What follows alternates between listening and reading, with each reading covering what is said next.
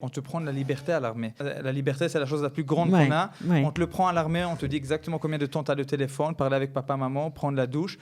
Et des fois, c'est trop dur. C'est pour ça qu'il faut se préparer.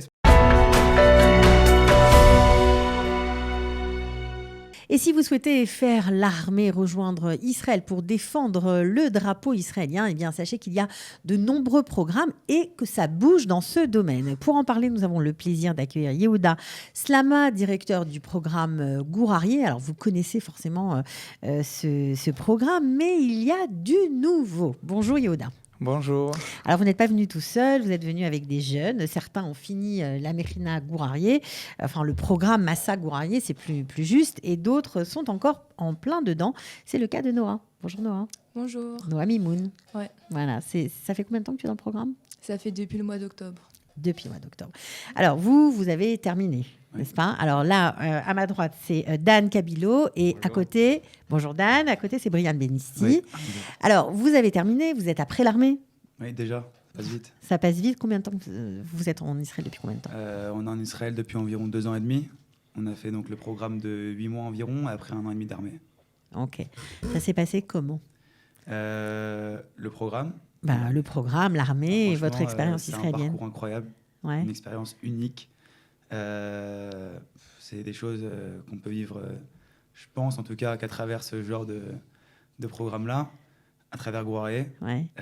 C'est dur, mais ça fait grandir sur énormément de choses. Ça forge et j'imagine que ça vous a aidé à faire un meilleur service, toi aussi ?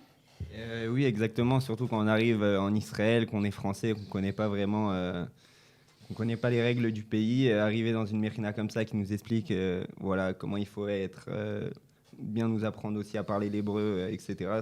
Justement, après, quand on arrive à l'armée, on a tous les kélim pour faire un beau service. Alors justement, Yehuda Slama, il paraît que 20% des Français qui s'engagent à l'armée, qui commencent l'armée en Israël, ne la terminent pas. Ça paraît incroyable.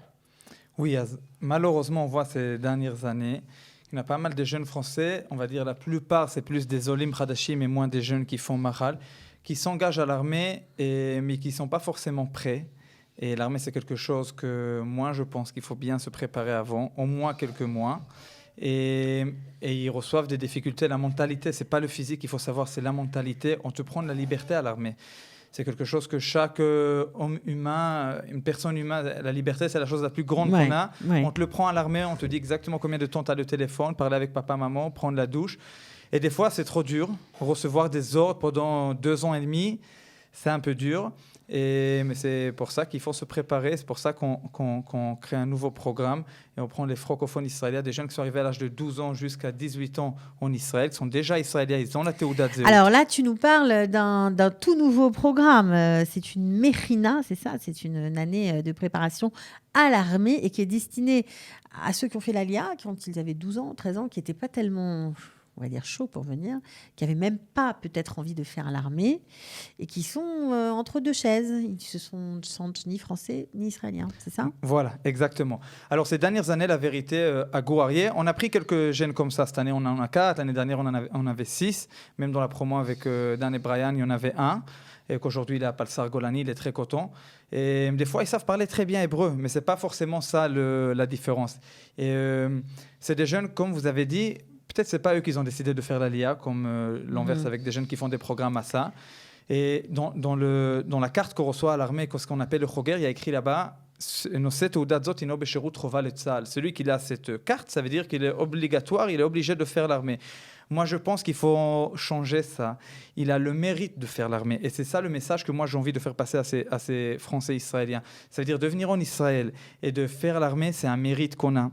Et il faut savoir qu'on vient donner pour le pays. Maintenant, ce n'est pas facile, je suis d'accord. Mais de l'armée, on reçoit aussi beaucoup de choses, beaucoup de maturité, de responsabilité.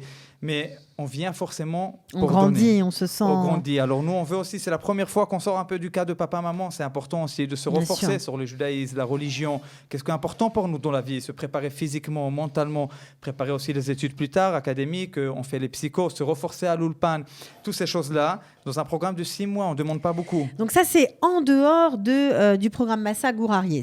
Oui. En fait, il y a 3 programmes, 3 programmes différents. Oui. Donc là, on parle de la Mechina, qui est destinée à des gens qui sont déjà en Israël, à des Israéliens francophones. c'est ça? Exactement. Et qui seront mélangés avec d'autres Israéliens ou qui seront qu'entre francophones? Non, c'est un point aussi très important. Moi, je pense que c'est très important le mélange. Alors, à Ashdod, nous, on est mélangés dans un cadre d'une yeshiva israélienne. Après, dans le programme, forcément, on n'oblige pas chacun les prières. C'est la seule chose qu'on n'oblige pas forcément à faire. Tout le programme est Donc obligatoire. ça se passe dans une yeshiva à Ashdod pour 6 mois. Oui, avec des Israéliens qui se préparent aussi à l'armée. Il y a un D'accord. mélange et avec aussi les jeunes de programme à ça, qu'ils amènent la motivation d'un jeune de 18 ans qui vient en Israël pour vouloir faire un programme et après ça faire l'armée. Il Donc vous rencontre mélangez un tout le jeune. monde, vous mélangez et le programme Massa à Gourarié qui est en train de C'est- faire Noah par exemple, et C'est- cette Mérina, ou vous les Oui. mélangez de temps en temps? C'est dans le même campus. Après, Ah, pas tout d'accord. l'emploi du temps est mélangé, mais dans le même campus, les repas sont ensemble, il y a des activités ensemble, alors tout le monde se connaît. Donc ça c'est sympathique. Bon alors Noah, tu as décidé de venir te battre, faire l'armée en Israël. Pourquoi? Et pourquoi avoir choisi ce programme? Alors toi c'est pas Gourarié, c'est Lévia. Hein. Ouais. Pour les filles ça s'appelle Lévia. Ok. Alors déjà, moi, je voulais venir en Israël et je trouvais ça important de faire l'armée pour vraiment s'intégrer en Israël. Et le programme que j'ai décidé de faire, du coup, c'était Lévia, parce que j'ai rencontré Yehuda au Bac Bleu Blanc. Et vraiment, je trouve que c'est le meilleur programme qui peut permettre à un Français de venir s'intégrer en Israël et pouvoir bien se préparer à l'armée, parce qu'il prépare vraiment mentalement, physiquement. Il y a de tout, on fait les lulpan, on fait les psychos, et ça permet vraiment de nous renforcer surtout. Le sport aussi, Ouais, le sport. physiquement, mentalement, se renforcer? Ouais, on se renforce mentalement parce qu'il y a des cours sur nous-mêmes, etc. Il y a des cours de Torah et tout ça. Mais Des puis- cours sur nous-mêmes, c'est quoi? Des cours de développement personnel? Oui, comment... Des cours avec un coach? Non, c'est il n'y a ça? pas un coach, mais c'est des cours c'est sur nous-mêmes. Ça veut dire que ça nous apprend beaucoup de choses sur la vie, sur nous-mêmes, sur comment affronter ce qui va venir dans la vie d'après en Israël. Parce que Ok, c'est pas facile. alors je vois que tous les deux vous opinez du chef, vous avez l'air d'accord avec ce Ouais, qu'elle est. 100%. Ouais, Ouais. ça vous a aidé ça? Et hormis ça, il y a surtout Yehuda aussi. Ce qui nous a énormément aidé, c'est que quand on a fini justement le programme Massa, encore aujourd'hui, on est tous ensemble. On passe tous nos Shabbats ensemble. Quand on a un problème, on a Yehuda. On a quelqu'un en Israël. S'il y a un Même problème, si ça fait ça veut un an que dire, vous c'est l'avez ça quitté. fait, ça fait un an et demi qu'on l'a quitté. Et malgré tout, voilà, encore aujourd'hui, il nous appelle, on s'appelle, on fait des Shabbats ensemble. Sympa. Et pour ça, rien que pour ça, déjà, ça vaut de l'or. Alors Donc, justement, on parle là, on touche un sujet important que les parents en France ne sont pas, ils se rendent pas compte de l'importance que ça a, le côté social, le côté chevrati, comme on dit en hébreu. Qu'est-ce qu'il se passe quand on a terminé le programme Massa? Donc ça dure à peu près jusqu'au mois de juin, j'imagine. C'est ça, quelques mois, et qu'on se prépare à rentrer à l'armée. Alors, on n'est pas tout le monde n'est pas appelé à la même date. On fait quoi pendant ce temps? On est où? On habite où? Qu'est-ce qu'on fait? Alors, ces dernières années, on a vu que dès que le programme est fini, une journée après, chacun doit prendre ses valises et forcément quitter l'endroit où il y avait le programme. voilà, et les ça. jeunes, ils sont un peu, savent pas où aller à droite, à gauche. Alors, il y en a, au Hachem, ils ont de la famille ici, c'est un peu plus facile. Il y en a pas forcément. Alors, ils prennent un loyer, quelques copains, copines ensemble. Pas forcément ils se connaissent un les autres, pas toujours ça marche bien. 4 copines qui peuvent prendre un appartement ensemble, mais quand une sort de l'armée, les 3 autres sont fermés. Alors finalement, on se fait ce Shabbat tout seul. Alors il y a une difficulté. Plus pour les jeunes, on va dire qu'ils ont décidé après le programme de faire la LIA. Et des fois, ils peuvent attendre 6 mois jusqu'à 1 an même de rentrer à l'armée. C'est un temps perdu. Pas toujours ils ont les breux pour commencer à travailler, mais il faut quand même payer le loyer. C'est pour ça que nous, on rentre ici dans l'histoire. Alors, on a fait un Shitouf Peoula, un lien avec Garin Tsabar, pour tous les jeunes de programme Assa qui ont envie de faire la LIA et rentrer à l'armée. À la fin du programme, on ouvre un autre programme de 3 mois, renforcer un peu l'hébreu. Alors, Garin Sabar, ça n'a rien à voir avec vous. C'est un programme qui est mené par la Shomer Tzaïr et qui donne, on va dire, la possibilité à des jeunes qui ne sont pas forcément très religieux, mais qui ont envie de faire l'armée et de vivre en kibbutz, eh bien, d'être, on va dire, pris en main. On va dire ça comme ça pendant quelques Voilà. mois. Alors, qu'est-ce que vous allez faire avec eux? Alors, moi, j'ai parlé avec Garin Sabar, c'est venu de leur part et de notre part à nous, que c'est moi qui va diriger ce programme avec l'esprit de Gourarié, entre Français, qui Garin Sabar, beaucoup de fois, c'est un peu des jeunes de tout le monde. Un Garin de Français dans un kibbutz qui est valable, on va dire, pour des Français. Un peu, on va chercher un truc sur le centre d'Israël. Et un noyau de 15-20 jeunes qui vont être ensemble, qui vont avoir de familles d'accueil. Tout est pris en charge ils vont recevoir là-bas une chambre, l'eau, l'électricité, Arnona. Ils n'ont pas besoin de payer de plus. Ils n'ont pas besoin de faire les courses quand ils reviennent, d'aller acheter maintenant une machine et un frigidaire. Tout est déjà là-bas. On leur organise tout. Et le plus important, on les encadre pendant les 2 ans et demi qu'ils vont faire de l'armée. D'accord, donc ça veut dire que quand on finit l'Evia ou quand on finit Gourarié, on peut, en attendant de rentrer à l'armée, rejoindre ce programme ? Exactement. Pour celui qui a décidé de faire l'Alia, oui. Ben, c'est génial. Même si ça dure 1 an avant de rentrer à l'armée, on est pris en charge dans le programme ? Oui, alors chez nous, ça, avec Garin Sabar et l'Alia et toute la rentrée à l'armée se font très rapide. Ça veut dire que dès que le programme il commence au mois d'août, le mois de novembre-décembre, ils sont à l'armée. 3-4 mois, on les prépare encore. On réunit tout le groupe, on se met ensemble, c'est des jeunes qui vont venir un peu de tous les programmes Massa.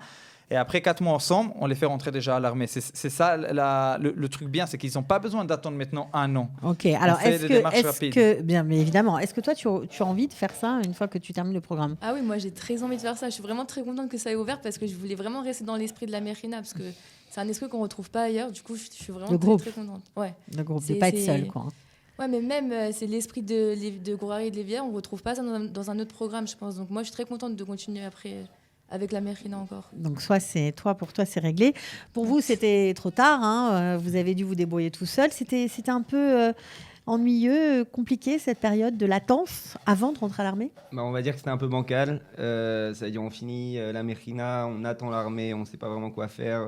Donc ouais, c'est un mélange d'angoisse et voilà de nouveau aussi. Et voilà, quand on entend ça, on se dit que franchement les nouveaux auront de la chance. Ils ont de la chance, les petits nouveaux ont de la chance. Brian, toi aussi, ça a été rapide plutôt pour toi, je crois. Ça a été plutôt rapide, oui. J'ai enchaîné directement sur une Mérina en fait, qui m'a pris en charge à travers Mahal. Ok. Toi, t'es rentré direct à l'armée, on va dire. Je suis rentré après, pas longtemps après à l'armée, donc je suis rentré un peu avant lui. Mais ce qu'il faut savoir, c'est que, et là je reviens sur ce qu'elle a dit tout à l'heure, les cours de développement personnel, même si c'est dur et des fois on se sent un peu perdu, etc.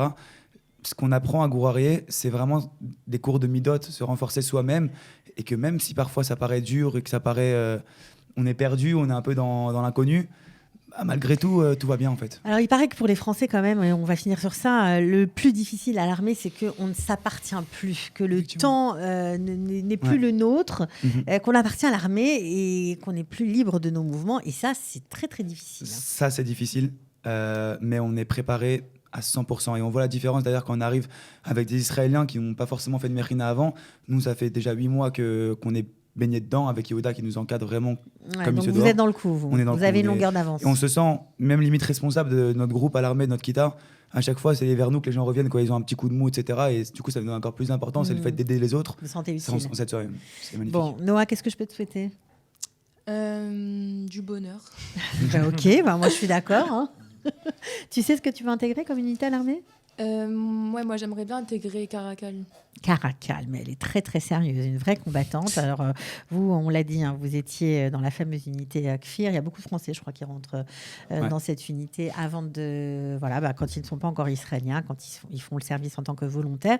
Yehuda Aslama, bravo pour ces 3 programmes. On vous souhaite bonne chance. Toda Rabba, je vais faire juste un petit message aux parents qui nous entendent, qui ont un fils à l'âge de 17 ans, 18 ans, qui a fini le terminal, qui se doute, vous pouvez écrire le numéro de téléphone là-bas. Qui a envie de venir, mais qui ne sait pas. On redonne le téléphone. Qui n'a pas envie de perdre le temps. Alors, ce n'est pas un perdre du temps qui, dans la vie, c'est plus important la qualité de temps qu'on vit que le temps qui passe. Et c'est pour ça, je conseille, c'est très important, pas forcément chez nous, même s'il a la capacité chez une Mérina israélienne.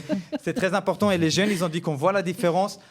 Venez, prenez 6 mois. Alors, on fait comment pour vous contacter Alors, il y a le numéro de téléphone, on va le mettre aussi sur Facebook et tout, il y a sur la page derrière. Donc, 054 807 80 65, c'est le numéro de téléphone. Je répète, 054 807 80 65. Voilà, on contacte directement Yehuda sur son portable. J'imagine qu'aussi sur les réseaux sociaux, on vous trouve. Gourarié. C'est l'interlocuteur pour les 3 programmes, donc c'est assez facile. Merci à tous d'être venus aujourd'hui.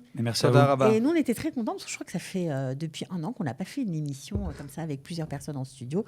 Donc ça nous réchauffe le cœur également. On vous souhaite bonne chance. Merci beaucoup à vous. Merci beaucoup. Bonne journée. Toda Rabba.